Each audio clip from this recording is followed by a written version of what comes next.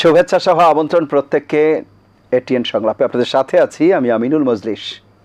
দর্শক, আপনারা জানেন সমসাময়িক ও জনগুরুত্বপূর্ণ বিভিন্ন বিষয় নিয়ে আমাদের এই আলোচনা অনুষ্ঠান।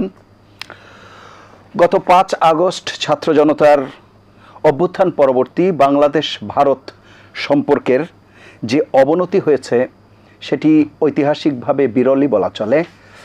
কারণ শেখ মুজিবুর রহমানের হত্যাকাণ্ডের পরও 1975 সালে অন্তত সম্পর্ক এতটা দুদেশের মধ্যে শীতল ছিল না। বিশ্লেষকরা এমনটাই বলছেন, কারণ সেই সময় অন্তত ভারত কোনো ভিসা নিষেধাজ্ঞা দেয়নি এবং বাণিজ্যের ব্যাপারেও তেমন বাধা সৃষ্টি হয়নি। কিন্তু এখন আমরা যেটি দেখতে পাচ্ছি, এমনকি 2001 থেকে 2006 সাল পর্যন্ত যখন বিএনপি জামায়াত সরকার ছিল, সেই সময়টাতেও অবস্থা এতটা খারাপ ছিল না বা বৈরী পরিবেশ দেখা যায়নি যেমনটা এখন দেখা যাচ্ছে, যে বাংলাদেশের প্রতি ভারতের এক ধরনের নিষেধাজ্ঞার মতোই যেমন এগুচ্ছে। বিশেষ করে ভিসা তো একেবারে বন্ধ এবং প্রয়োজনীয় খাদ্য সামগ্রী, চিকিৎসা পণ্য সেগুলো আসা বাধার মুখে পড়ছে। এই যখন বাস্তবতা, তখন আমরা আমাদের আজকের আলোচ্য বিষয়ে নির্ধারণ করেছি বাংলাদেশ ভারত সম্পর্কের গতিপথ কোন দিকে। এ বিষয়ে আলাপ করবার জন্য স্টুডিওতে আমাদের সাথে রয়েছেন দুজন সম্মানিত অতিথি। রয়েছেন সাবেক সচিব ও রাষ্ট্রদূত জনাব মোফাজ্জল করিম, এবং আমাদের সাথে রয়েছেন আন্তর্জাতিক সম্পর্ক বিশ্লেষক অধ্যাপক এম শাহিদুজ্জামান। আপনাদের দুজনকে অনুষ্ঠানে স্বাগত। প্রিয় দর্শক, আপনারা যারা অনুষ্ঠান দেখছেন না, আশা করছি পুরো অনুষ্ঠান জুড়েই আপনাদেরকে সাথে পাবো। আপনাদের জ্ঞাতার্থে জানিয়ে রাখি, অনুষ্ঠানটি সরাসরি ফেসবুকে সম্প্রচারিত হচ্ছে। সেক্ষেত্রে facebook.com/ATN বাংলা অনলাইন এই লিঙ্কে ক্লিক করলে আপনারা অনুষ্ঠানটি দেখতে পাবেন। আমরা মূল আলোচনায় যাব, তার আগে দিনের শিরোনামগুলো একটু দেখে আসি। দীর্ঘ 7.5 বছর পর মা ছেলের দেখা, হিথ্রো বিমানবন্দরে আবেগঘন মুহূর্ত, লন্ডন ক্লিনিকে ভর্তি বেগম খালেদা জিয়া।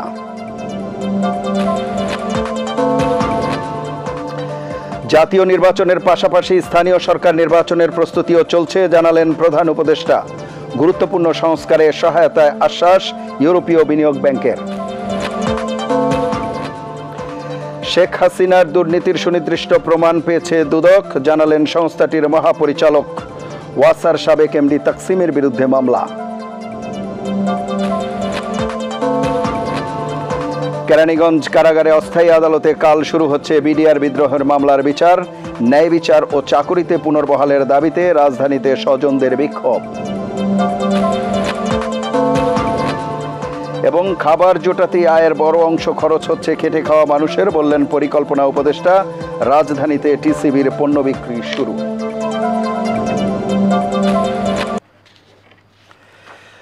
আমরা আলোচনা শুনছিলাম, শিরোনাম শুনছিলাম, আমরা মূল আলোচনায় যাচ্ছি। জনাব মোফাজ্জল করিম, আপনাকে দিয়ে আলোচনা শুরু করছি। আমাদের যে আজকের আলোচ্য বিষয় ভারত বাংলাদেশ সম্পর্কের গতিপথ কোন দিকে, যেটি আমি অনুষ্ঠানের শুরুতে বলছিলাম যে এই যে অবস্থা, বিশেষ করে 5 আগস্টের পরে আমরা দেখছি, এই অবস্থা থেকে এখনকার যে অবস্থা এবং সামনে কোন দিকে যাচ্ছে, সার্বিকভাবে বিষয়গুলো নিয়ে আপনার আলোচনা শুনব। আপনাকে ধন্যবাদ। দেখুন, ভারত আর বাংলাদেশ দুই প্রতিবেশী, এবং আমরা প্রতিবেশী হিসাবে নির্ধারিত হয়েছি। আমাদের বিধিলিপি এটা, রাব্বুল আলামিন আমাদের অবস্থানগত কারণে আমাদেরকে প্রতিবেশী করেছে। এছাড়া ভৌগোলিক অবস্থানগত কারণ ছাড়া আরও আমাদের ধরুন অতীত ইতিহাস, আমাদের যে দীর্ঘদিনের কয়েক শতাব্দীর ইতিহাস, সেটা এগুলো তো কিছুই ফেলে দেওয়ার মতো নয়।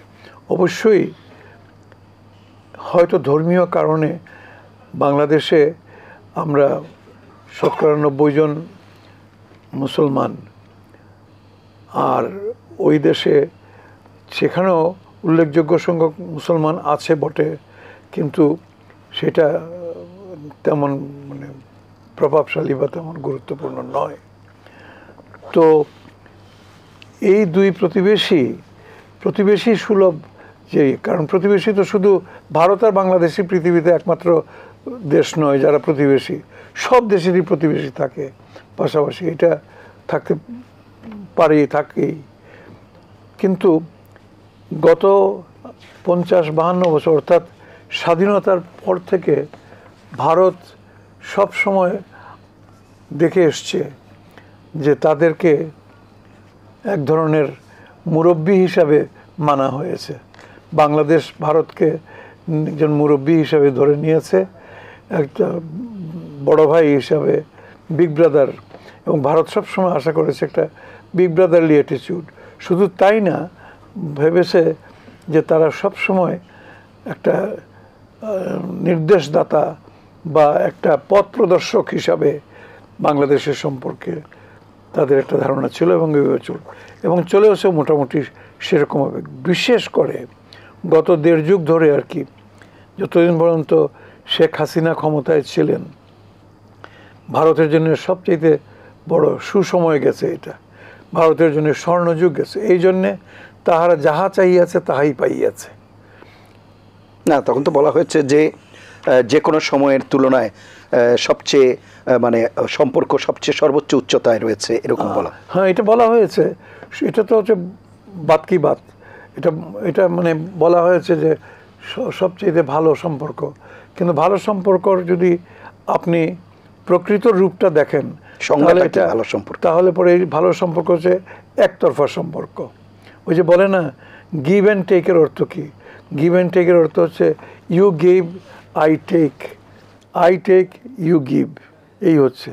তো এরকম তারা ভারত যা চেয়েছে, যখনই যা চেয়েছে সেটাই। সবচেয়ে বড় কথা হচ্ছে ভারতের সেই যে 7 সিস্টার্স, যেটা উত্তর পূর্ব অঞ্চলের যে 7টি তাদের রাজ্য, যেখানে তাদের প্রশাসন বা তাদের মানে যে কর্তৃত্ব বা তাদের খুবই খারাপ নাজুক অবস্থায় ছিল, সেইখানে বাংলাদেশ সরকারের সহায়তায় এটা সম্পূর্ণ সহজ হয়ে গেছে। যাতায়াত, উদারতা মানে হাত খুলে যা চাইয়াছেন তাই দিয়েছে। এখন এই পরিবর্তনের পর এখন আর এটা সেরকম থাকার কথা নয়। কারণ বিনিময়ে তাও যদি আমরা কিছু পেতাম তাহলে একটা কথা ছিল। আমরা তো বলতে গেলে, সত্যি কথা বলতে গেলে, ট্যাঞ্জিবল, দৃশ্যমান কোনো কিছুই তো পাইনি। আমাদের উত্তরাঞ্চলের, উত্তরবঙ্গের লোকেরা পানির অভাবে আমাদের কয়েকটা অঞ্চল একেবারে মরুভূমির মতো হয়ে থাকে। সেখানে আমরা বলেছি যে তিস্তা নদী একটা কমন নদী, এটার ন্যায্য হিস্সাটুকু সেটা আমাদের পাওয়া উচিত, পানিটা দাও। না দেবে না, আচ্ছা বেশ, না দিয়ে আল্লাহ যদি আমাদের হায়াত রাখে এমনি আমরা পানি ছাড়াও বাঁচতে পারবো।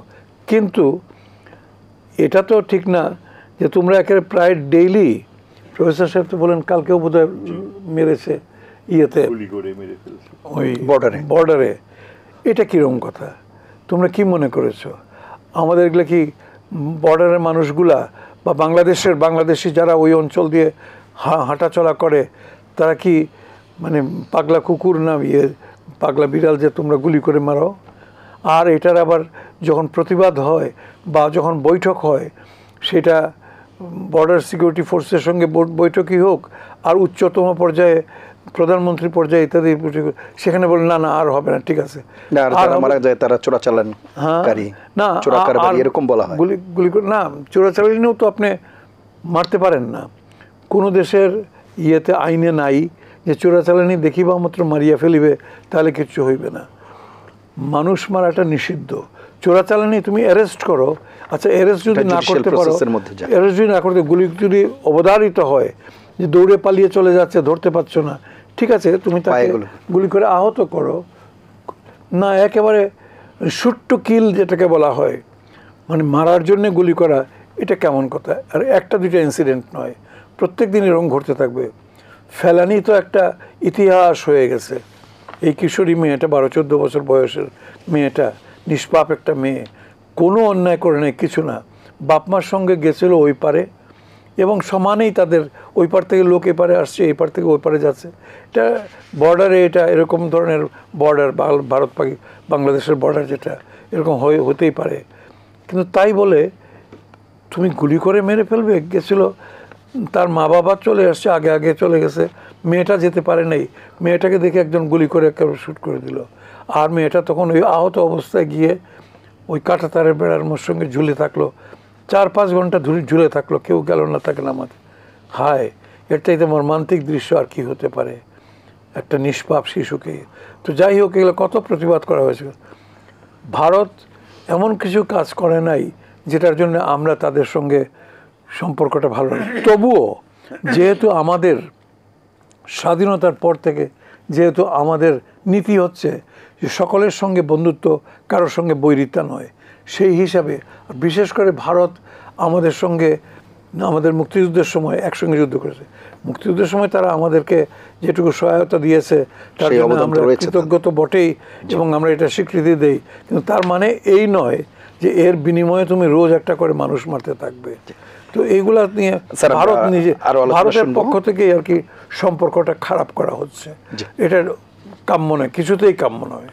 আমরা শুনে আসি অধ্যাপক এম শহীদুজ্জামান, যে আলোচনাটি করছিলাম যে বিগত সময়ে বিভিন্ন ঐতিহাসিক প্রেক্ষাপট রয়েছে, বিভিন্ন সময় তখন এতটা খারাপ অবস্থা দেখা যায়নি, এখন যেমনটা দেখা যাচ্ছে। বিশেষ করে আমি যে দুটি বিষয়ের কথা বললাম যে 1975 সালে, সেই সময় অন্তত নিষেধাজ্ঞার বিষয়গুলো অন্তত ছিল না, কিন্তু এবারকার যে পরিস্থিতি সেটিকে কিভাবে ব্যাখ্যা করবেন এবং কেন এরকমটা হচ্ছে বলে মনে করেন?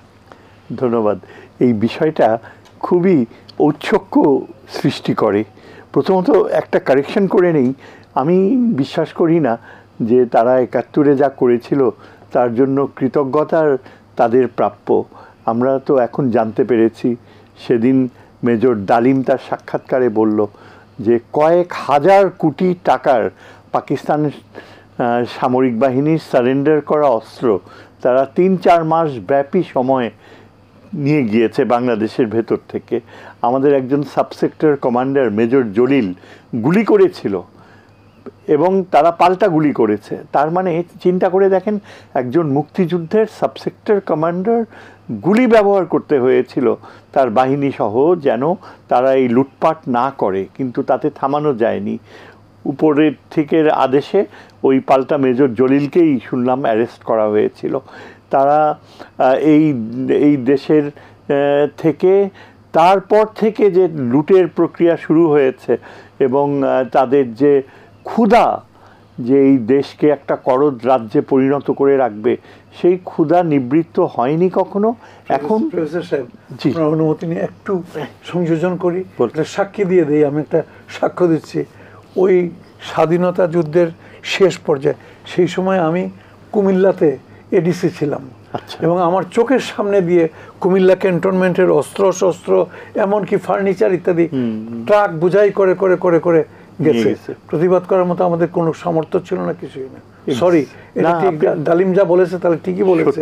হ্যাঁ, কুমিল্লা ক্যান্টনমেন্টটা বড় ক্যান্টনমেন্ট, অস্ত্র প্রচুর ছিল। সরি, আমাদের না, আপনি একদম ভালো বলেছেন। আপনি ইউ হ্যাভ সাবস্টেন্সিয়েটেড মি, এই জন্য অ্যাপ্রিসিয়েট করি যে আমাদের কেন কৃতজ্ঞ থাকতে হবে। তারা তো এসেছে এখানে দখলদার বাহিনী হতে। তখন আমি মনে করি শেখ মুজিবুর রহমানের যদি একটাই অবদান থেকে থাকে, এটাই একমাত্র শ্রেষ্ঠ অবদান তার, যে তার বাধ্য করেছিল মিসেস গান্ধীকে বলে যে ভারতীয় বাহিনী যেন এখান থেকে উইথড্র করা হয়। এই কৃতজ্ঞতা বোধটুকু নিশ্চয়ই আমাদের থাকবে তার প্রতি। কিন্তু এই যেটা বললাম যে ভারতের অ্যাটিটিউড, এখন আপনার প্রশ্নের সরাসরি উত্তরে আসি, যে 75-এও এরকম দেখা যায়নি, এখন যে আচরণটা দেখা গিয়েছে আসলে এটা কিন্তু সবাইকে খুব হতবাক করে দিয়েছে। এবং তাদের বিভিন্ন রকমের যে আস্ফালন, রিটায়ার্ড জেনারেলসদের যে প্রচণ্ড আক্ষেপ, এবং বাংলাদেশকে সেদিন এক রিটায়ার্ড মেজর বলছে যে কুকুর কখনো ঘি খেতে পারে না, কাজেই বাংলাদেশকে সম্বোধন করে বলছে যে ঘি খাওয়ালে কোনো লাভ হবে না। এভাবেই মানে এইরকম ভাষা তারা ব্যবহার করে যাচ্ছে বারবার। তাদের অ্যাটিটিউডটা হচ্ছে যে দীর্ঘকালব্যাপী বাংলাদেশের তাদের প্রতি একটা করদ রাজ্য হয়ে থাকার প্রক্রিয়া ফাইনালাইজড হয়ে গিয়েছিল, সেখান থেকে কেন আমরা বের হয়ে আসছি। এবং এই বাস্তবতাটার উপায় হচ্ছে যে তার প্রতি উত্তর যদি দিতে হয় এবং আমরা যদি ভারতের কাছ থেকে সম্মান পেতে চাই, তাদের এই আচরণ প্রক্রিয়াকে পরিবর্তন করতে হলে একটা শক এফেক্ট দরকার। ঠিক আমরা যেভাবে আমরা মানে really in a state of শক। হ্যাঁ, এটা সত্যি যে হঠাৎ করে ছাত্রদের যে এই যে বিপ্লব সাধিত হয়েছে, সেই বিপ্লবকে এখনও অসম্পূর্ণ রয়ে গিয়েছে। আগামী দিনগুলোতে আমরা, তারা ভালো হোক আর খারাপ হোক, কিন্তু একটা ক্যাটালিস্ট প্রক্রিয়া শুরু করে দিয়েছে এবং সেই প্রক্রিয়ার মাধ্যমে। প্রফেসর এম শাহিদুজ্জামান, আপনি বলবেন, কিন্তু একটি বিষয় যদি একটু পরিষ্কার করেন, যে আমরা জেনারেলি, আপনি আন্তর্জাতিক সম্পর্ক বিশ্লেষক, দেশের সাথে দেশের সম্পর্ক থাকে, সেখানে কোনো একটি নির্দিষ্ট সরকারের সাথে তো সম্পর্ক থাকবার কথা না। কোনো সরকার এলো গেল, তাতে কি আসে যায়, বা সেই বিষয়গুলো কতটা মানে তৈরি করে, পার্থক্য তৈরি করে, যখন বৃহত্তর জনগণের আস্থা অর্জন বা জনগণের সাথে সম্পর্ক তৈরি করা, সেটাই মুখ্য কিনা? আপনার কাছে কি মনে হয়? অ্যাবসলিউটলি সেটাই মুখ্য। এবং ভারত যেখানে পৃথিবীর সর্ববৃহৎ গণতন্ত্রের যে চালিকা শক্তি, যে নৈতিক শক্তি, সেটাকে অগ্রাহ্য করতে পারে না। কিন্তু ভারত বাংলাদেশের বেলায় গণতান্ত্রিক প্রক্রিয়ার আমাদের যে কার্যকর যে এই যে ইনস্টিটিউশনসগুলো ফাংশন করবে, সেগুলোকে বারবার বাধাগ্রস্ত করেছে। এবং শুধু তাই নয়, আন্তর্জাতিক সম্পর্কের ক্ষেত্রে, আন্তর্জাতিক কূটনীতির ক্ষেত্রে একজন প্রতিবেশীর যে যে জনগণ যে পথে, যে বিশ্ব ফোরামে সমাদৃত হবে, যেটা আমরা কার্যকরভাবে প্রমাণ করেছিলাম একবার 2006 কি 8 সালে যে নির্বাচন হয়েছিল, লক্ষ লক্ষ নারী পুরুষ গ্রাম থেকে এসে 90% প্রায় মানুষ নিজেদের ভোট দিতে পেরেছিল। অর্থাৎ আমরা প্রমাণিত একটা রাষ্ট্র যে আমরা পশ্চিমা বিশ্বের মতোই গণতন্ত্র প্র্যাকটিস করতে পারি। সেই প্রক্রিয়াটাকে যখন এই ভূতপূর্ব আওয়ামী লীগের এই সন্ত্রাসী সরকার একেবারে দলিত করলো, তার সবচেয়ে বড় এই ইন্সপিরেশন ছিল স্বয়ং ভারত। এবং ভারত প্রতিবার 3টা ইলেকশন, তথাকথিত ইলেকশনেই আমরা দেখেছি যে তার যে পশ্চিমা বিশ্বের সাথে তার একটা বিশেষ প্রভাব যে রয়েছে। এবং স্পেশালি মার্কিন যুক্তরাষ্ট্র যে এই চীনকে নিয়ন্ত্রণ করার জন্য ভারতের উপর যে নির্ভরশীলতা ওভার দ্য ইয়ার্স ক্লিন্টন অ্যাডমিনিস্ট্রেশনের সময় থেকেই গড়ে উঠেছে, সেটার সুযোগ নিয়ে ভারত মার্কিন যুক্তরাষ্ট্রকে ভুল বুঝাতে পেরেছিল। এবং এইবারই প্রথম, এই 2018 সালে স্বয়ং মার্কিন যুক্তরাষ্ট্র যখন নিশ্চয়তা দিল বাংলাদেশকে যে তোমাদের ইলেকশন ঠিকমতো হয়, আমরা আশ্বাস দিচ্ছি, সেই আশ্বাস যখন ভঙ্গ হলো ভারতের চাপে, এবং ভারত যখন তার ওই যে ভারত মহাসাগরে তার যে কৌশলগত উপযোগিতা, সেই অজুহাতে যখন মার্কিন যুক্তরাষ্ট্রকে চাপ দিল মেনে নিতে যে এখানে মৌলবাদীরা ক্ষমতায় আসবে, এইটাই হচ্ছে সবচেয়ে বড় শুভঙ্করের পাখি। আসলে তো আমরা জানি যে মৌলবাদ বলতে যেটা বোঝায়, সেটা সম্পূর্ণভাবে ভারতে এখন কার্যকর হয়েছে। তাদের আরএসএস এবং বিভিন্ন তাদের বিজেপির অঙ্গ সংগঠনগুলি পুরাপুরি হিন্দুত্ববাদী যে অখণ্ড ভারতের ধারণা, সেটা খোলাখুলি তারা বাংলাদেশে প্রয়োগ শুধু করেই নাই, মোদী সরকারকে তাদের আরএসএস বলে দিয়েছে যে যদিও শেখ হাসিনা ক্ষমতায় নাই, তারপরও ভারত যেন তার পূর্ব ঘোষিত অখণ্ড ভারত নীতি থেকে সরে না আসে। এই হচ্ছে ভারতীয় মৌলবাদের আসল চিত্র। অথচ সেটাকে ঢাকবার জন্য ভারত কিন্তু বাংলাদেশে তুলে ধরতে চাচ্ছে যে এখন নাকি প্রফেসর ইউনুস মৌলবাদীদের উপর নেতৃত্ব করছেন, এবং মার্কিন যুক্তরাষ্ট্রকেও বোঝাতে চেষ্টা করছে যে এই মৌলবাদীদের না ঠেকালে, প্রফেসর ইউনুসের সরকারকে না ঠেকালে ভারতে, বাংলাদেশে মৌলবাদীদের উত্থান হবে। কিন্তু ফরচুনেটলি আমার ধারণা যে প্রেসিডেন্ট ট্রাম্প এটা সম্পর্কে সচেতন, এবং এই যে গত 1 মাসে এবং স্পেশালি গত সপ্তাহে ভারতের পররাষ্ট্রমন্ত্রী 1 সপ্তাহ প্রায় কাটিয়ে আসলো মার্কিন যুক্তরাষ্ট্রে তাকে রাজি করাতে যে বাংলাদেশে মৌলবাদীর উত্থান হচ্ছে, যে কোনো মূল্যে ভারত হস্তক্ষেপ যদি করে। এটা আমি যে সূত্রে জানতে পারলাম, সূত্রটা বেশ নির্ভরযোগ্য, যে ভারত হস্তক্ষেপের পায়তারা করছে, কিন্তু মার্কিন যুক্তরাষ্ট্রই সবচেয়ে বাধা। এবং এটা ফরচুনেট যে আমেরিকা ও ট্রাম্পের যে যারা ভবিষ্যৎ যারা আসবে, তারা কেউই ভারতের এই দৃষ্টিভঙ্গিকে সমর্থন করেনি, এবং তারা চায় যে প্রফেসর ইউনুস যে প্রক্রিয়া শুরু করেছে ভুল ভালো হোক খারাপ হোক, সীমাবদ্ধতা থাকুক, তারপরও কিন্তু আমাদের প্রফেসর ইউনূস সাহেব অত্যন্ত কার্যকরভাবে এই ভারতের যে প্রতিহিংসামূলক আচরণ সেটাকে নিবৃত্ত করতে পেরেছে। এবং সেটা আগামীতে আমাদের এই সংবিধান, ইলেকটোরাল প্রসেস, যতই মানে ডিবেট হোক আর হইচই হোক না কেন, আমরা মনে হয় ঠিক পথেই রয়েছি। এবং আমি আসবো আপনার কাছে আরেকটি বিষয়, সেটি হচ্ছে একটি গুরুত্বপূর্ণ বিষয় বলা হয় স্টেট টু স্টেট বা স্টেটের পক্ষ থেকে যে ধরনের পদক্ষেপ আমরা দেখতে পাচ্ছি 5 আগস্টের পর, সেটি তো একটি বিষয়, কিন্তু জনগণের ভেতর, দুদেশের জনগণের ভেতরও এক ধরনের আস্থাহীনতা তৈরি করে দেয়া বা এক ধরনের শত্রু ভাবাপন্ন বা প্রতিপক্ষ যে একে অপরের, সেটি তৈরি করে, এখানে তো একটা আমাদের সংস্কৃতিগত কারণ বা অন্যান্য অনেক কারণে বন্ধুত্বপূর্ণ একটা সম্পর্ক অ্যাটলিস্ট জনগণের মধ্যে ছিল, কিন্তু সেই জায়গাতেও যখন সংখ্যালঘু ইস্যু বা অন্যান্য ইস্যুকে আপনি চিত্রিত করেন ভিন্নভাবে, তখন তো জনগণের সাথেও এক ধরনের বৈরী সম্পর্ক তৈরি হয়। আপনার কাছে কি মনে হয়? অ্যাবসলিউটলি, আপনি একদম ঠিক বলেছেন। এবং এটা আমি একজন আন্তর্জাতিক সম্পর্কের ছাত্র হিসাবে কিছুতেই আমি এই চিন্তাকে বাদ দিতে পারছি না যে ভারত এই শেখ হাসিনার পতনে এত শক্ট হয়েছিল এবং তাদের যে ব্লু প্রিন্টটা ছিল সেটা তাদের জনগণও এটা খুবই পছন্দ করছিল যে ভারত পূর্ণাঙ্গভাবে বাংলাদেশে এমন পরিস্থিতি সৃষ্টি করবে যে এই সরকার, আগেকার ওই তথাকথিত সন্ত্রাসী সরকার যেন কখনো সরানো না যায়। সেই স্বপ্ন যখন ভেঙে গেল তখন ভারত নিশ্চিত প্রস্তুতি নিয়েই কিন্তু পাল্টা আঘাত হানলো, যেটাকে আমরা বলতে পারি, আমরা ইংরেজিতে বলি offence is the best form of defence.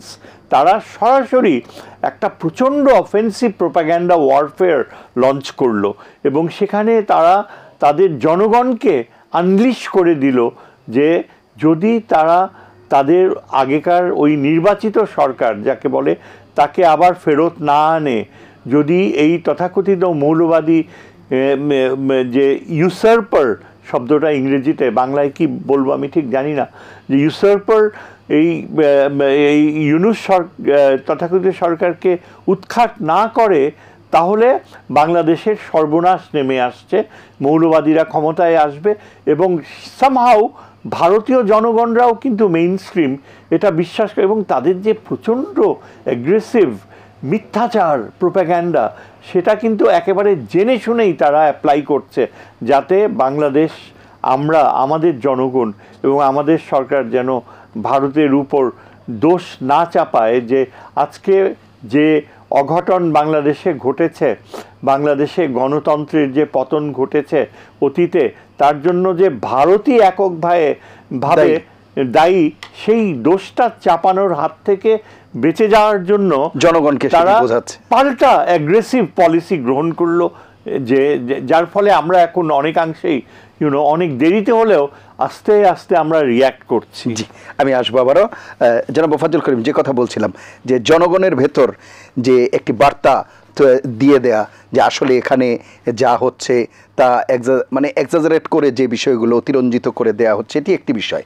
সাম্প্রতিককালে আমরা দেখেছি মহারাষ্ট্র এবং উত্তরপ্রদেশে অবৈধ যে বাংলাদেশিদের, তাদেরকে আটক করা এবং তাদের সেফ হোম স্থাপন করার কথাও বলা হচ্ছে। সেগুলোও কি জনগণের ভেতর আপনার কাছে মনে হয় কিনা যে কৌশলে বাংলাদেশ বিরোধী একটা মনোভাব তৈরি করে দেয়া? কি মনে করেন? এটা তো সবসময় করা হচ্ছে, বাংলাদেশ বিরোধী মনোভাবটা এটা সবসময়, বিশেষ করে মোদির আগমনের পর থেকে আর কি।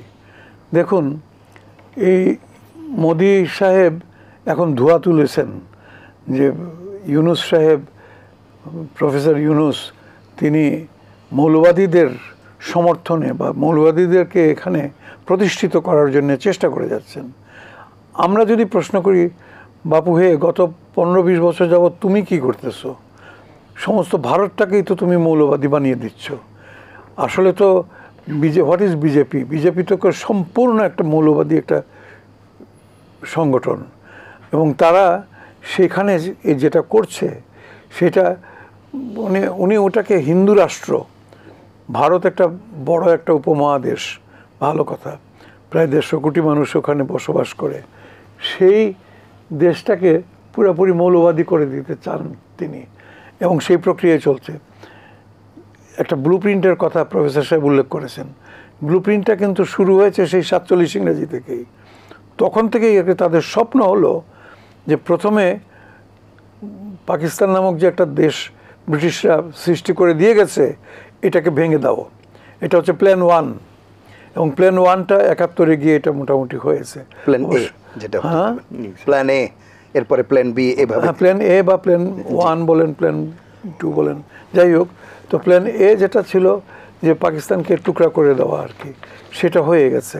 সেটা হওয়ার একটা অন্যতম প্রধান কারণ হচ্ছে পাকিস্তানের শাসক বর্গের ভুল এবং সম্পূর্ণ অদূরদর্শী, হ্যাঁ, অদূরদর্শী একটা শাসন ব্যবস্থা, বা আমাদের উপরে যে নিপীড়ন, নির্যাতন ইত্যাদি বাঙালিদের উপরে যে করেছে সেটা, এবং সেটাতে সুবিধা পেয়েছিল তারা তাদের ওই প্ল্যান এ বা প্ল্যান 1 যাই বলি সেটি বাস্তবায়ন করে। সেটা হয়েছে। এখন প্ল্যান বিটা কি মারাত্মক, সেটা প্ল্যান বিটা হচ্ছে গিয়ে এখন বাংলাদেশ নামক যে একটি দেশ আছে, 17-18 কোটি মানুষের বসবাস এখানে, 56,000 বর্গ মাইলের, এটাকে এখন অঙ্গীভূত করে ফেলো, এটাকে সিকিম বানায় দাও। এত সোজা না। যে বাঙালি চোখের পলকে 30 লক্ষ লোক যেখানে জীবন বিসর্জন দিয়েছে, দরকার হলে আরও 30 লক্ষ লোককে দেব, কিন্তু এত সহজে পারবেন। আর তাছাড়া বর্তমান বিশ্বে একেবারে এত সহজ নয় যে আমি চাহিবা মাত্র কাউকে আমি গ্রাস করে ফেলবো। সবাই বুঝে, তাদের মতলবখানা কি সেটা বুঝে। আর তাছাড়া এখানে 2টা পরাশক্তি মনে রাখতে হবে, তারা তাদের সতর্ক দৃষ্টি সবসময় এই ভূখণ্ডের উপরে আছে। এক হচ্ছে চায়না, ন্যাচারালি চায়না যেহেতু এই অংশেরই একটা লোক, একটা অস্তিত্ব। আর দ্বিতীয়ত হচ্ছে কি মার্কিন যুক্তরাষ্ট্র। মার্কিন যুক্তরাষ্ট্র পৃথিবীতে যে তাদের মোড়লিপানা তারা গত কয়েক যুগ ধরে করে আসতেছে, দ্বিতীয় বিশ্বযুদ্ধের পর থেকেই, সেই মোড়লিপানা যদি ঠিক রাখতে হয় তাহলে তাদের সতর্ক দৃষ্টি সবসময় এদিকে আছে যে না, অন্য কোনো শক্তিকে এখানে উঠতে দেওয়া হবে না। কিন্তু ইন্ডিয়া ভাবতেছে যে সহজেই বোধহয় তারা করে ফেল না, আমরা বন্ধুত্ব চাই সকলের সঙ্গে। মার্কিন যুক্তরাষ্ট্র যদি মনে করে থাকে যে এখানে কাউকে গ্রাস করতে দেওয়া হবে না, খুব ভালো কথা, আমরা এটা সাপোর্ট করি। চায়না যদি বলে যে না, আমরা আছি, ভয় পেও না, বাংলাদেশ আমরা আছি পাশে, আলহামদুলিল্লাহ, খুব ভালো, সেটাও ভালো কথা। কিন্তু তাই বলে চায়না যদি নিজের কোনো স্বার্থসিদ্ধির জন্যে, বা মার্কিন যুক্তরাষ্ট্র যে নিজের জন্য, সেটার জন্য নয়, বাংলাদেশ নিজের অস্তিত্বকে টিকিয়ে রাখার জন্যে এবং বাংলাদেশ এই পৃথিবীতে একটা উন্নত জাতি হিসাবে পরিচিত হওয়ার জন্যে তারা তাদের যেটুকু যা করার, যার সঙ্গে সুসম্পর্ক যেখানে বন্ধ যারা, সেটা করবে। কিন্তু এটা যেটা মোদি সাহেবের আচরণ, এবং সেটাকে গত দুঃখের বিষয় 15-16টা বছর যাবৎ সম্পূর্ণ উনি সমর্থন পেয়ে গেছেন বিগত সরকারের আমল থেকে। এটা তো মারাত্মক একটা, তুমি যা খুশি বাঙালিদের উপরে অত্যাচার, নির্যাতন ইত্যাদি অন্য দলকে সবই ঠিক আছে, ধরে নিলাম এটা আমাদের অভ্যন্তরীণ ব্যাপার, এখানে ভোট দিতে দেওয়া নাই, এই নাই, সে নেই, সবই ঠিক আছে। কিন্তু তাই বলে দেশটাকে আরেকজনের হাতে নিয়ে তুলে দিবে, এটা কীরকম কথা? তাই করা হয়েছে। ওখান থেকে যদি বলা হয় যে এবার একটু মুচকি হাসো, তো মুচকি হেসেছ, এবার একটু হাঁচি দাও, কাশি দাও, দিয়েছে। তারপরে এখান থেকে যদি বলা হয় আমার বড় কাশিতে, কাশবো, একটু কাশবো, গলায় খুসখুস করতেছে, হ্যাঁ কাশো, কেশো না এখন, এটা হোয়াট ইজ দিস? সমস্ত কিছু ওখান থেকে নির্ধারণ করা হয়েছে। তো যাই হোক, এখন বাঙালি জাতি আবার দ্বিতীয় যেটা ছেলেরা যেটাকে বলছে আর কি, স্বাধীনতা, এক অর্থে ঠিকই বলতেছে। কারণ আমরা 71-এ স্বাধীন হওয়ার পরেও আসল স্বাধীনতার স্বাদ দন্তীয় সবাই বহলা আকার স্বাদটুকু, টেস্টটা পাই নাই, এবার পেয়েছি মাশাল্লাহ। এবার আমরা দেখেছি না, আমরা নিজেরাই, আমাদের ছেলেরা, আমাদের ভয় পাওয়ার কিছু নাই। ওই যে যাই হোক, একটা গানটা মনে পড়তেছে না, ওই যে আমরা ভয় পেও না মা, আমরা আছি,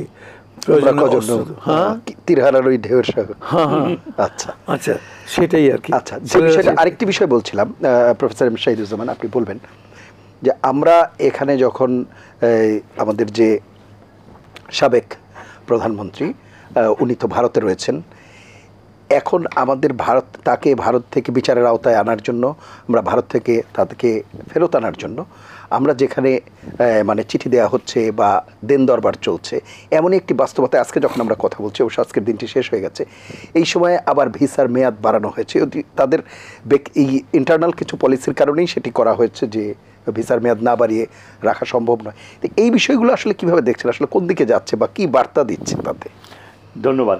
দেখুন, এই ক্ষেত্রে আমরা যদি একটা বিশ্বাস করে থাকি নিজের উপর যে পৃথিবীর 8ম বৃহৎ জনসংখ্যা বেষ্টিত দেশ হিসাবে আমরা নেহায়েত কিন্তু ছোট দেশ না, আমরা বড় দেশ, এবং আমরা প্রথম 40টা দেশের মধ্যে রয়েছে অর্থনীতির দিক থেকে। কিন্তু সেই তুলনায় 15 বছর আমাদের পররাষ্ট্র নীতিতে কোনো রকমের অ্যাক্টিভিজম ছিল না, যে অ্যাসার্টিভনেস, সামরিক শক্তিকে আরও বেগবান করা, এবং অন্যান্য পার্শ্ববর্তী ইন্দোনেশিয়া, মালয়েশিয়া, মায়ানমারের মতো দেশও কিন্তু তাদের সামরিক শক্তি দেখিয়েছে। আমাদের যেটা করা উচিত ছিল এবং যেটা এখনও সম্ভব, সেটা হচ্ছে ভারতকে এমন পরিস্থিতিতে নিয়ে যাওয়া যেখানে আমরা ভীত না হয়ে সাহসিকতার সাথে অগ্রসর হই। এবং সেটা কি, সেটা আমি চাই, আমার যে চিন্তা একজন নিরাপত্তার ছাত্র হিসাবে আমি মনে করি যে এই যে 20 তারিখের দিকে আমাদের পররাষ্ট্রনীতি উপদেষ্টা বেইজিং যাচ্ছেন এবং তিনি দাবি করছেন যে একটা কার্যকর সম্পর্ক গড়ে তুলবেন, যে শুধু অর্থনৈতিক নির্ভরশীলতা না, সেখানে ভূরাজনৈতিক বাস্তবতার প্রেক্ষাপটটা সামনে আনবেন। সেখানে আমার মনে হয় চীনের সাথে আমাদের যথাযথ সামরিক নিরাপত্তা চুক্তি যাওয়া উচিত, যেখানে আমরা এই যে দীর্ঘ 15 বছর আমরা বলেছি যে চীন ভারত প্রশ্নে আমরা নিউট্রাল থাকব, সেই নিউট্রাল থাকার মতো পরিস্থিতি এখন আর নাই। ভারত কার্যকরভাবে বাংলাদেশ মায়ানমার প্রশ্নে সরাসরি মায়ানমারের পক্ষ নিয়েছিল, মায়ানমারকে 2টা সাবমেরিন দিয়েছে, তারপর ম্যারিটাইম বাউন্ডারি নিয়ন্ত্রণ করার সময় ভারতীয়কে পাঠিয়েছে সেখানে ওই যে বিচারক হিসাবে, মায়ানমারের পক্ষে বিচারক হিসাবে, এবং প্রত্যেকটা বিষয়েই কিন্তু বাংলাদেশের বিপক্ষে ভারতের অবস্থান ছিল নেইবার্সগুলোর প্রশ্নে। ঠিক একইভাবে যেখানে ভারতের জাতীয় স্বার্থ এভাবে কাজ করেছে, আমাদেরকে পূর্ণাঙ্গ সমর্থন দিতে হবে। আমরা নিউট্রালিটির পথ থেকে সরে যেয়ে আমাদের এখন সময় এসেছে একটা পক্ষ নেয়া, কেননা এখানে আমাদের অস্তিত্বজনিত প্রশ্ন। ভারতকে যদি আমরা চাই যে ভারত আমাদের এই শেখ হাসিনা সহ অন্যান্য দুর্বৃত্ত যারা পালিয়েছে তাদেরকে ফেরত দেবে, তাহলে ভারতকে বাধ্য করতে হলে তাদের জন্য এমন প্রিকন্ডিশন গড়ে তুলতে হবে যে তোমরা যদি এইসব পদক্ষেপ না নাও, হাসিনাকে না পাঠাও, তাহলে আমরা কিন্তু আরও অনেক দূর যাব। কিন্তু অনেক দূরের আগে কিছু দূর যাওয়ার যে বাস্তব আমাদের ভূরাজনৈতিক অ্যাডভান্টেজ রয়েছে, সেটা হচ্ছে এরকম যে আমরা চীনকে নিশ্চয়তা দিব যে চীন তার যে এই হিমালয় অঞ্চলে তার যে ভূমিগত ও অ্যাম্বিশনগুলো রয়েছে, সেই বিষয়গুলোয় আমরা চীনকে যতদূর সম্ভব সহযোগিতা করব। এই অবস্থানটা অত্যন্ত গুরুত্বপূর্ণ। যেমন ধরেন ডোকলাম ভ্যালিতে আমাদের ঠিক উত্তরবঙ্গের উত্তর দিকে প্রায় 130 মাইল উত্তরে চীন ডোকলাম পর্যন্ত চলে এসেছে। ভারত এতখানি দুর্বৃত্তায়নের পথ বেছে নিয়েছে যে তারা বাংলাদেশকে হুমকি দেয় যে শিলিগুড়ি করিডোরকে নিশ্চিত করার জন্য প্রয়োজনে আমরা বাংলাদেশের 50 কিলোমিটার দখল করে নিব।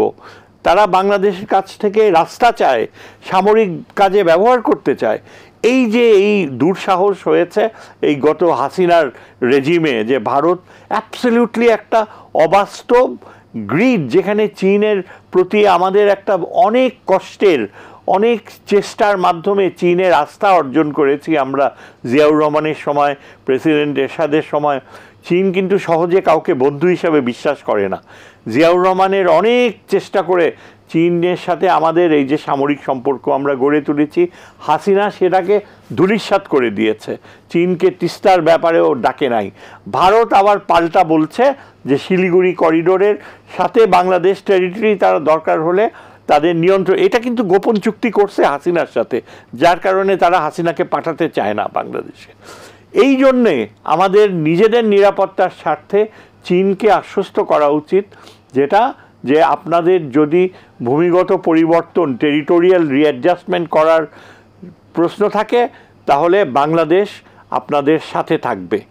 এটা যদি ভারত শুনে, ভারতের জন্য দ্বিতীয় শক এফেক্ট হবে। প্রথম শক এফেক্ট ছিল এই যে এই বিপ্লবটা ঘটা। সেকেন্ড শক এফেক্ট দরকার, হ্যাঁ বাংলাদেশ এখন চীনের সাথে আমাদের বিপক্ষে অবস্থান নিচ্ছে, হইচই করবে, হুমকি দিবে, তারপর পায়ে ধরবে বাংলাদেশের। বিশ্বাস করেন, দিস ইজ ডিপ্লোমেসি। তারপর আমাদের সেকেন্ড স্টেপ হবে, কেন তারা তো রোহিঙ্গাদেরকে রোহিঙ্গা বলে ডাকে না, তারা এদেরকে কি বলে ডাকে? ওই বাঙালি মুসলমান, হ্যাঁ বার্মিজ মুসলিমস বলে, ওই মায়ানমারকে খুশি করতে।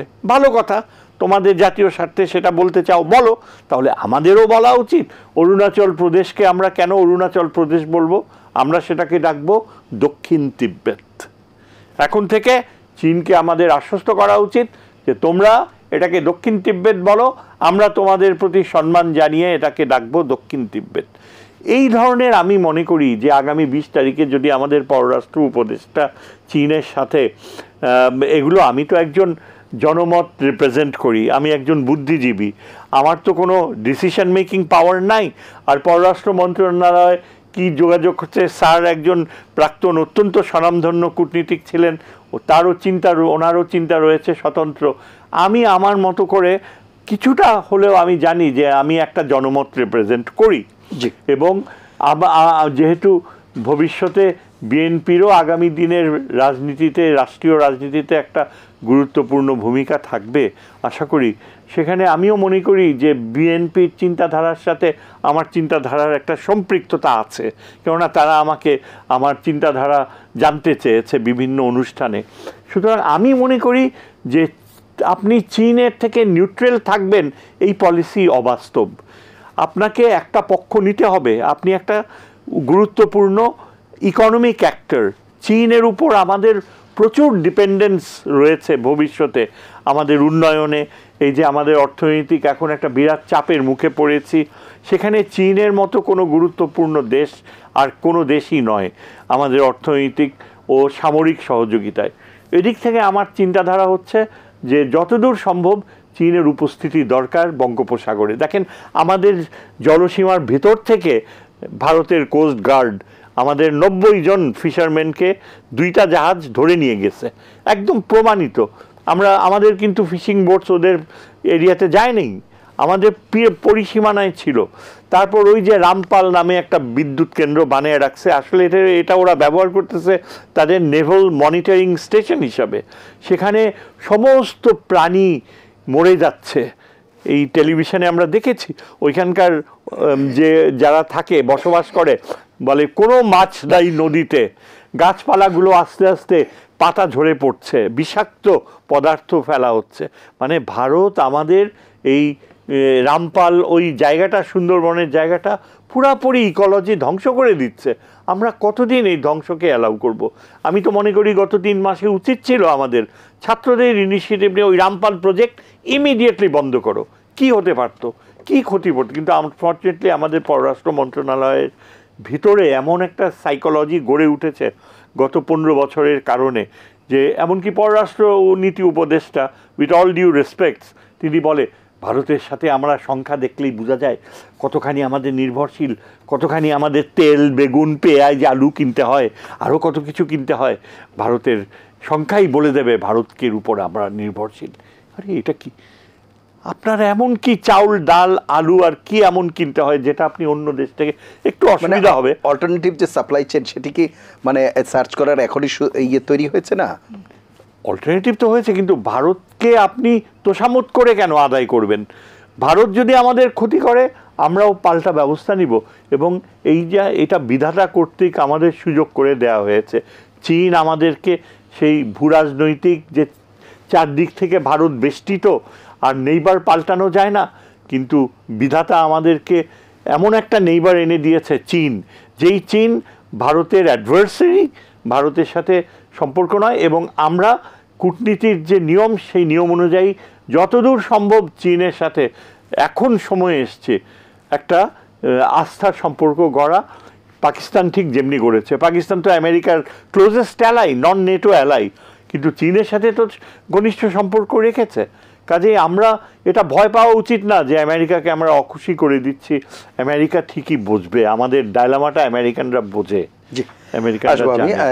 জনাব মোফাজ্জল করিম, যে বিষয়টি বলছে চীন প্রসঙ্গে, সেটির বিষয়ে যদি আপনার কোনো বক্তব্য থাকে সেটি বলবেন। পাশাপাশি আরেকটি বিষয় এখানে কাজ করে কিনা, সেটি হচ্ছে ভারত যেহেতু বিশাল জনগোষ্ঠীর একটা দেশ, সেখানে অভিবাসী যারা রয়েছে তারাও ভারতের জন্য একটা সফট পাওয়ার যদি আমি বলি, কারণ বিশ্বের নানা দেশে তাদের বংশোদ্ভূত নাগরিকেরা রয়েছে বিভিন্ন জায়গায়, এবং সামাজিক এবং রাজনৈতিক কাঠামোতে প্রভাব বিস্তার করতে পারে, এইরকম সফট পাওয়ারও কিন্তু আছে। ইতিমধ্যে আমরা দেখেছি ঋষি সুনাক বলি, কমলা হ্যারিস বলি, বা এখনও বিভিন্ন জায়গায় ট্রাম্প প্রশাসনে সব জায়গাতে। তো সেই জায়গাগুলোকে আসলে আমাদের দেশের কূটনৈতিক কিভাবে হ্যান্ডেল করে সেই বিষয়গুলোকে আসলে নিয়ন্ত্রণ করতে পারে, কারণ তাদেরও তো এই বাংলাদেশকে ভারত যেভাবে চিত্রিত করতে চায়, যদি বহির্বিশ্বের তাদের যে সফট পাওয়ার যাদেরকে বলছি তারাও যদি সেই একইভাবে চিত্রিত করে, তাহলে তো আমাদের জন্য নেতিবাচক প্রভাব। না, এটা আমি আপনার সঙ্গে একমত হতে পারছি না। এরকম যদি হয় তাহলে তো আমাদের মতো এরকম পৃথিবীতে শত শত ছোট বড় অনেক অনেক দেশই আছে, ছোট ছোট দেশ আছে যাদের এরকম বহির্বিশ্বে ওই কমলা হ্যারিস ইত্যাদি নাই। তারা কি সবাই তাহলে পরে এসে সাষ্টাঙ্গে প্রণাম করতে হবে নাকি বড়দের? ন, আমাদের যেটুকু আছে সেটুকু নিয়ে আমরা সন্তুষ্ট বটে, বুঝতে পারছেন? এবং সেখানে আমাদের ওই ভারতের বিভিন্ন জায়গায় তাদের লোকজন আছে, বিভিন্ন প্রতিষ্ঠানের মধ্যে, সেটা জাতিসংঘের বিভিন্ন প্রতিষ্ঠানগুলোই হোক বা অন্য ওয়ার্ল্ড ব্যাংকেই হোক, হ্যাঁ, কিংবা বিভিন্ন বিশ্ববিদ্যালয় ইত্যাদিতে। সো হোয়াট, সেটা তোমাদের লোকজন আছে ভালো। আমারও, তোমার যদি 100 জন থাকে, আমার নয় 10 জন আছে, ঠিক আছে, কিন্তু এগুলা নিয়ে কোনো গর্ব করারও কিছু নাই, এগুলা নিয়ে কোনো বাগাড়ম্বরের দরকার নাই।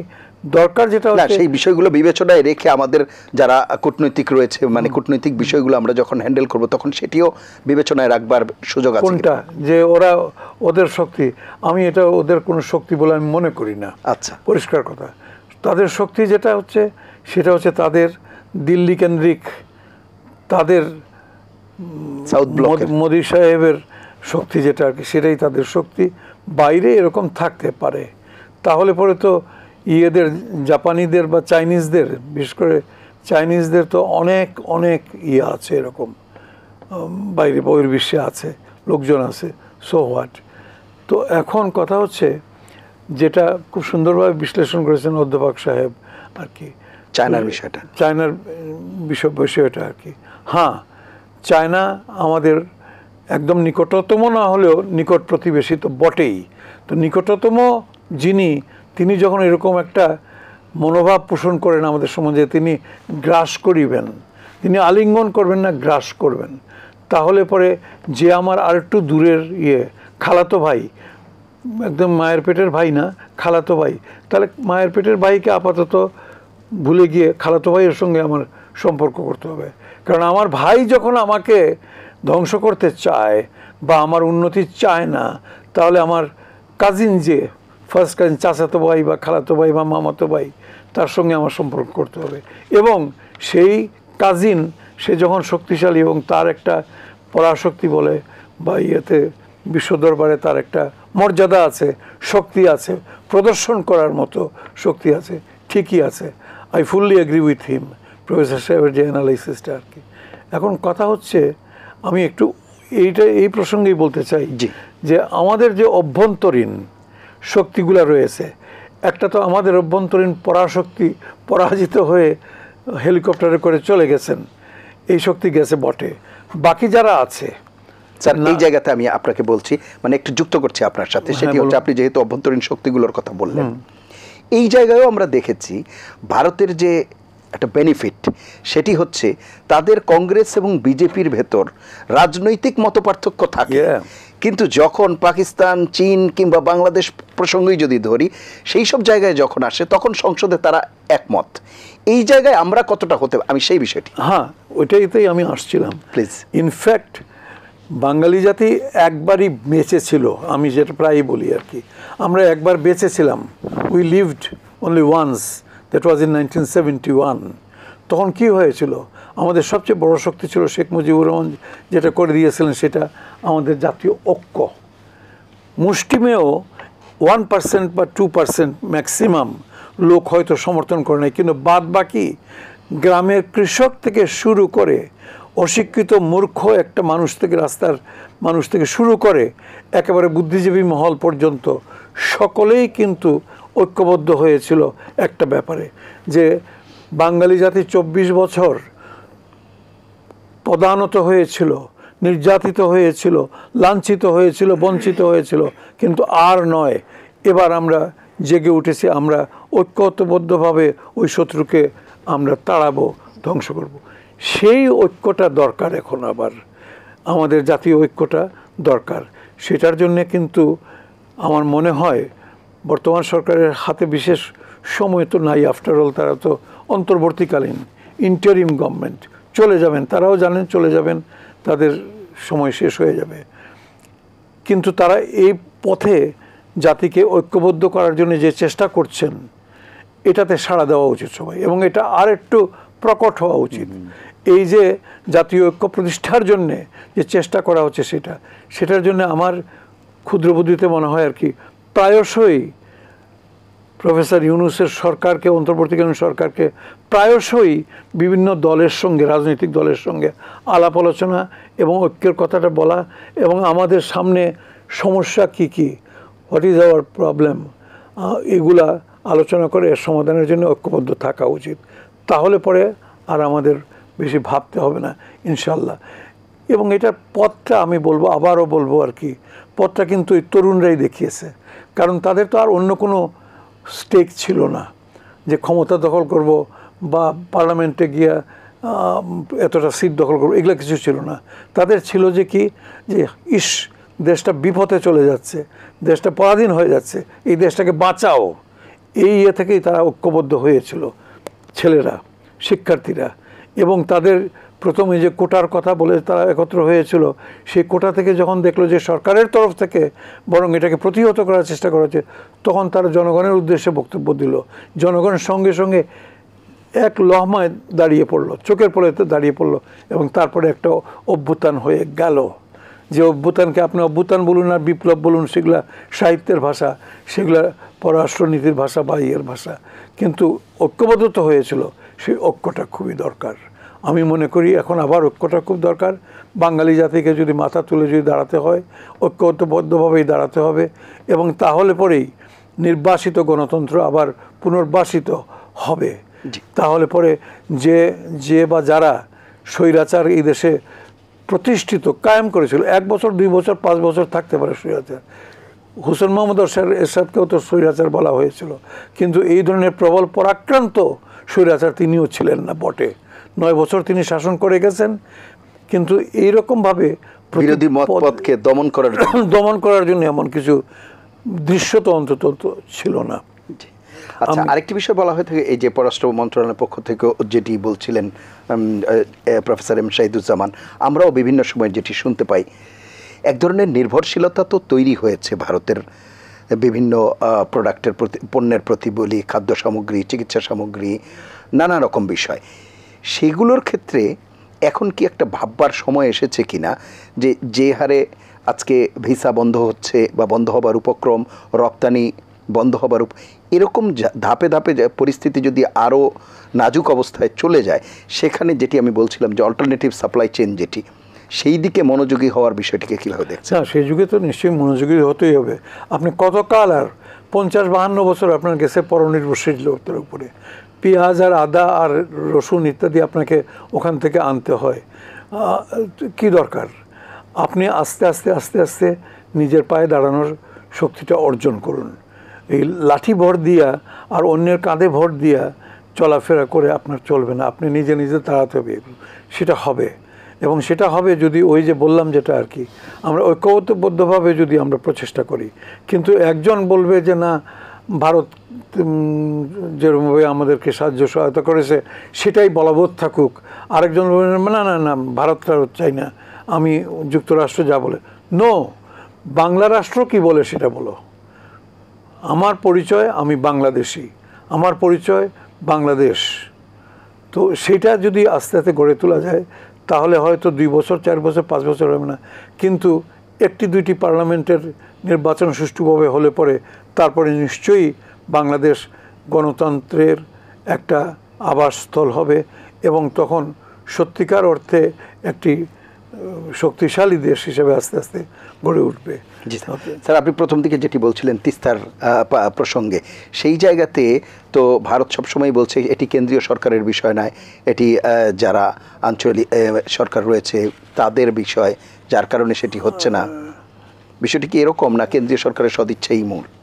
আমিনুল মজলিস, আমি ভাই কেন্দ্রও বুঝি না, ওই বঙ্গও বুঝি না, ওই প্রদেশও বুঝি না, রাজ্যও বুঝি না। আমি বুঝি একটি দেশ, উহার নাম ভারত, ইংরেজিতে ইন্ডিয়া। ওকে, তোমার এখানে কি এটা মমতা গান্ধীর কি বলে, মমতা ব্যানার্জির বিষয়, না এটা তোমার মোদির বিষয়? এটা তোমার অভ্যন্তরীণ ব্যাপার। এখানে আমাকে এই সমস্ত হাইকোর্ট দেখাইতে যাইও না। আমার কথা হলো এটা, তোমার মধ্যে কি আছে, কনস্টিটিউশনের মধ্যে কি আছে না আছে তোমাদের অভ্যন্তরীণ ব্যাপার। আমি আমার ন্যায্য হিস্সার জন্যে আমি দাবি তুলেছি, আর তুমি আমাকে নাকে দড়ি দিয়ে দিয়ে ঘুরাচ্ছ, এমনকি ভাব দেখাচ্ছ। এগুলো সমস্ত অভিনয়। ভাব দেখাচ্ছ যে মোদি সাহেব এসে ঢাকায় এসে বলেছেন এক্ষুনি দস্তখত করব, আর ওখানে ওকে কানে কানে বলে এসছেন তুই গিয়ে করে দিস, ভণ্ডুল করে দিস। মমতা ব্যানার্জি এসে বলে না না, সাইন টাইন করা যাবে না। এই সমস্ত ভংচং রাখেন, ভংচং বাদ দিয়া আল্লাহ কা ওয়াস্তে আপনারা স্ট্রেট 1 to 1 আপনারা আসেন, করেন, ডিল করেন। এখানে আমি সেটাই বলতে চাই যে এটা নয়, এটা পশ্চিমবঙ্গের সঙ্গে নয়। পশ্চিমবঙ্গে আপনাদের একটি রাজ্য বটে, কিন্তু সেটা একটা স্বাধীন সার্বভৌম রাষ্ট্র নয়। স্বাধীন সার্বভৌম রাষ্ট্র হচ্ছে বাংলাদেশ, আর তার প্রতিপক্ষ সে হচ্ছে ভারত, সেটাও একটি স্বাধীন সার্বভৌম একটা রাষ্ট্র। অতএব 1 to 1 হবে তাদের সঙ্গে। তো এই সমস্ত হাইকোর্ট দেখাই লাভ নাই। অসংখ্য ধন্যবাদ। আমি আসবো প্রফেসর এম শাহিদুজ্জামান। যে প্রসঙ্গটি আমি উল্লেখ করছিলাম যে ভারতের যে বিশাল অভিবাসী যারা রয়েছে বিভিন্ন জায়গায়, যেটি বলছিলাম যে রাজনৈতিক এবং সামাজিক কাঠামোতে বিভিন্ন জায়গায় তার অবদান রাখতে, তাদেরকে আপনার কাছে মনে হয় কিনা যে কোনো ফ্যাক্টর তৈরি করে আমাদের দেশকে বিশ্বের কাছে বিভিন্নভাবে চিত্রিত করতে, যেটি ভারত চায়, আপনার কাছে মনে হয় কিনা? হ্যাঁ, তা তো করেই। এবং তাদের যেটা মেইন একটা বাইরে থেকে তারা যে রোলটা প্লে করছে, ভারতীয়রা স্পেশালি এই বঙ্গীয় ভারতীয়রা, তারা বাংলাদেশে বিপক্ষে মার্কিন যুক্তরাষ্ট্র সহ ক্যানাডায়, এই যে কিছুদিন আগে ওয়াশিংটনে আমি দেখেছি যে প্রেস কনফারেন্স করে হঠাৎ কোনখান থেকে এরা এই নিজেদের দাবি করে বসলো বাংলাদেশি হিন্দু, এবং তারা প্রেস কনফারেন্স করে বলে যেতে লাগলো ওয়াশিংটন ডিসিতে যে এখানে নাকি গণহত্যা হচ্ছে। অ্যাবসলিউটলি, মানে এই ধরনের এর উত্তর কি? এর উত্তর খুঁজতে হলে আমাদের নিজেদের দেশেও তাকাতে হবে। দেখেন, এই যে 50-এর বেশি বছর চলে গেছে, এখনও আমরা বলি কি স্বাধীনতার পক্ষের শক্তি কারা? আওয়ামী লীগ হচ্ছে স্বাধীনতার পক্ষের শক্তি।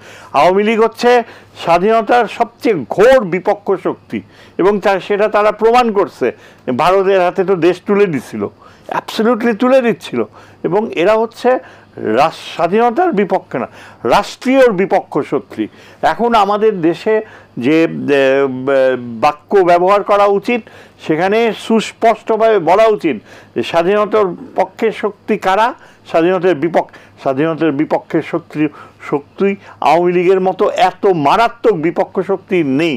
আর স্বাধীনতার পক্ষের শক্তি কারা, যাদেরকে বলতো তারাই হচ্ছে এখন স্বাধীনতার সবচেয়ে বড়। আমি তো বলবো সমস্ত ধর্মীয় দল ইনক্লুডিং জামাত, এরা এখন প্রমাণ করে দিয়েছে তারা 71-এ কী করেছে সেটা 55 বছর আগেকার কথা। বর্তমানে তারা গণতন্ত্রের ঘোর বিশ্বাসী শক্তি, গণতন্ত্রের প্রতি তারা সম্পূর্ণ আস্থা রাখছে। কাজেই আমাদের এখন বাক্য ব্যবহার করার বেলায় শব্দচয়নের ক্ষেত্রে কিন্তু ক্লিয়ার হওয়া উচিত। বিএনপি সহ, জামাত সহ সবাই হচ্ছে স্বাধীনতার পক্ষ শক্তি এবং একমাত্র আওয়ামী লীগ হচ্ছে স্বাধীনতার বিপক্ষ শক্তি। এটা অ্যাবসলিউটলি প্রমাণিত সত্য এবং এটা আমরা আমাদের বাক্য ব্যবহারের সময় বিভিন্ন মিডিয়াতে, আনফর্চুনেটলি কিছু টেলিভিশন মিডিয়া আছে আমি দেখেছি এবং এরা এখনও বদলায় নাই, এদেরকে অ্যাকচুয়ালি ইয়েতে আনা উচিত। ওই যে একটা পাকি মার্কা টেলিভিশন চ্যানেল, ওইখানেও আমি দেখছি বলতেছে স্বাধীনতার পক্ষে শক্তি যারা, তাদের আরে স্বাধীনতার পক্ষে শক্তি কারা এখনও ডিফাইন করতে পারো না। আর আমাদের এখন না পক্ষ বিপক্ষ করে এরকম বিভক্ত করার সেটাই বা কি দরকার, তারা এই পথ এইভাবে তারা কি বলে মানে একটা ইচ্ছাকৃতভাবে বারবার জাতির পেছনে ছুরিকাঘাত করে। স্যার আরেকটি বিষয়, মানে এই যে পররাষ্ট্র নীতির এক ধরনের নতুন বাকবদল যেটি আমরা বলছি এই 5ই আগস্টের পরে, সেখানে দেখা গেছে দীর্ঘদিন পর করাচি থেকে যে জাহাজ আসছে সেটিও একটা খবর হয়ে যাচ্ছে। এটি কেন, মানে সেখানে খুব সিগনিফিকেন্ট কি, আসলে কি কোনো মানে তাৎপর্য বহন করে প্রফেসর এম শাহিদুজ্জামান? করাচি থেকে যে করাচি বন্দর থেকে যে জাহাজ আসছে, হ্যাঁ হ্যাঁ, এটা সিম্বলিজম তো রয়েছে। মানে আসলে এটা আগেও তো অনেক জাহাজ আসতো করাচি থেকে, পাকিস্তান থেকে তো আমরা কবে থেকে কত রকমের পণ্য আমদানি করে নিচ্ছি, কিন্তু ভারত এমনভাবে এটাকে এখন চিত্রায়িত করতে চেষ্টা করছে যে আমাদের প্রত্যেকটা মুভমেন্ট, কোন দেশ থেকে কোন জাহাজ আসে, কোন প্লেন আসবে, সমস্ত কিছু এখন ভারতের মাথা ব্যথা হয়ে গেছে। I think they are up for a great cultural shock, কারণ তারা যদি এভাবে একটা করাচির থেকে জাহাজ আসা না আসা এগুলো আসতে থাকবে, আরও বেশি করে আসবে। আর কিছুদিন পরে যখন ফ্লাইটস রিজিউমড হবে তখনও কি ভারত বলবে যে কয়টা ফ্লাইট আসলো সপ্তাহে, কোন ফ্লাইটে করে কত অস্ত্র আসছে? This is madness. আপনি একটি আলোচনায় বলছিলেন, সেদিন আমি শুনছিলাম যে নিউক্লিয়ার ব্যাপারেও হয়তো পাকিস্তানের সাথে এক ধরনের সম্পর্ক তৈরি করা বা একটা অবশ্যই কোন বিবেচনা থেকে বা কেন আপনি মনে করছেন? এটা আমাদের জন্য খুব সংক্ষেপে আমরা শেষ করব না, খুবই সিরিয়াস একটা আন্তর্জাতিক নিরাপত্তা। এটা বেশিরভাগই কিন্তু আলোচনার মধ্যে এগুলো অ্যাভয়েড করা হয়। সাধারণত অর্থনীতিবিদরা কখনো চায় না যে তুমি ফাইটার প্লেন আনো, নিউক্লিয়ার ওয়েপন্স আনো। আমার ধারণাটা হচ্ছে যে আপনি যখন একটা সিম্বলিজম দেখাচ্ছেন, নিউক্লিয়ার আমব্রেলা বলেছি, নিউক্লিয়ার ওয়েপন্স তৈরি করতে হবে, আনতে হবে, সেরকম সরাসরি আমরা হচ্ছে the magnitude of our independence, আমাদের যে স্বাধীন থাকার যে অ্যাবসলিউটলি স্পৃহা, সেখানে এই যে নিউক্লিয়ার ডকট্রিনসে কি বলা হয় জানেন? ইসরায়েল বলেন, পাকিস্তান বলেন, ইরান এখন বর্তমানে, এরা হচ্ছে নিউক্লিয়ার ডকট্রিনে প্রথম যেটা উপযোগী ডকট্রিন নেটোতে এখনও ব্যবহার করে, রাইট অফ ফার্স্ট ইউজ। মানে তুমি যদি আমার অস্তিত্বকে সংকটাপন্ন করে তোলো তাহলে আমি নিজে ধ্বংস হব, কিন্তু আমি তোমাকে পাল্টা এমন আঘাত করব যেই আঘাত তুমি সহ্য করতে পারবে না। এটা হচ্ছে নিউক্লিয়ার ডেটারেন্সের নিবারক তত্ত্বের প্রথম যুক্তি। এগুলো আমি পড়াই, তাই এগুলো একটা আলাদা সায়েন্স। এখন আপনি যখন বলেন যে আপনি পাকিস্তানের সাথে নিউক্লিয়ার ওয়েপন্স ট্রিটিতে যাচ্ছেন, এটা কিন্তু ঠিক মেসেজ ইন্ডিয়ান যে সামরিক বাহিনীর জেনারেল সাহেবরা কিন্তু ঠিকই বুঝে ফেলছে যে কি মিন করছি, যে নিউক্লিয়ার ওয়েপন আমি খেলনা আনবো, খেলনা নিয়ে খেলবো, that I did not mean. আমি একজন সামরিক বিদ্যার অধ্যাপক। আই মেন্ট দ্যাট আমাদের যদি অস্তিত্বের প্রশ্ন আসে তখন আমরা ওই পথও বেছে নিব, অর্থাৎ আমরা আমাদের অস্তিত্ব কোনোভাবেই তোমার কাছে কম্প্রোমাইজ করব না। এখন পাকিস্তান তার জাতীয় স্বার্থ দেখবে। আমি কি পাকিস্তানের বন্ধুত্ব চিরস্থায়ী হবে তেমন কথা বলেছি? আন্তর্জাতিক সম্পর্কের মূল নীতি হচ্ছে যে আন্তর্জাতিক সম্পর্কে স্থায়ী বন্ধুত্ব বলতে কিছু নেই, স্থায়ী স্বার্থ রয়েছে। আমি দেখতে পাচ্ছি আমার সবচেয়ে মৌলিক এই ব্যাপারে অস্তিত্বজনিত প্রশ্নে পাকিস্তান আমার স্বার্থে প্রয়োজন এখন, কেননা পাকিস্তানের জিঘাংসা বোধ রয়েছে। ৭১-এ তারা যে পেয়েছে, প্রথমত তাদের জিঘাংসা বোধ, দ্বিতীয়ত বাংলাদেশে মুসলমান পপুলেশন, তাদের একটা আন্তরিক একটা সিম্প্যাথি রয়েছে, আত্মীয়তার বন্ধন রয়েছে, এটা অস্বীকার করার কোনো উপায় নাই। এই দিক থেকে আমি যেটা মিন করলাম যে ভারত যদি আমাদেরকে সামরিক দিক থেকে কোনোভাবে আঘাত করতে চেষ্টা করে বা উত্তর বা দক্ষিণে কোনো সার্জিক্যাল স্ট্রাইক করার কথা চিন্তা করে থাকে, সেই চিন্তা থেকে তাদের সরে যাওয়া উচিত। কেননা আমাদের বাস্তবতা হচ্ছে যে পাকিস্তান দরকার হলে আমরা তাদেরকে আহ্বান করব এবং আমরা ওই ঝুঁকি নিতেও রাজি আছি। অসংখ্য ধন্যবাদ। আমি জাস্ট একটা সেন্টেন্স বলবো। জি স্যার, আর কিছু না। একেবারেই সময় নেই। একদম সময় নেই। হ্যাঁ, সব কিছুর সমাধানের জন্যে আমরা কেন জনগণের কাছে ফিরে যাই না? সেটাই। তারা যেটা করবে এবং সেটার জন্যই আসন্ন নির্বাচনটা খুবই গুরুত্বপূর্ণ এবং যত শীঘ্রই এটা হয়ে যাওয়া উচিত। তাদের কাছে অসংখ্য ধন্যবাদ আপনাদের দুজনকে অনুষ্ঠানে অংশ নেওয়ার জন্য। প্রিয় দর্শক, এই ছিল আজকের এটিএন সংলাপ।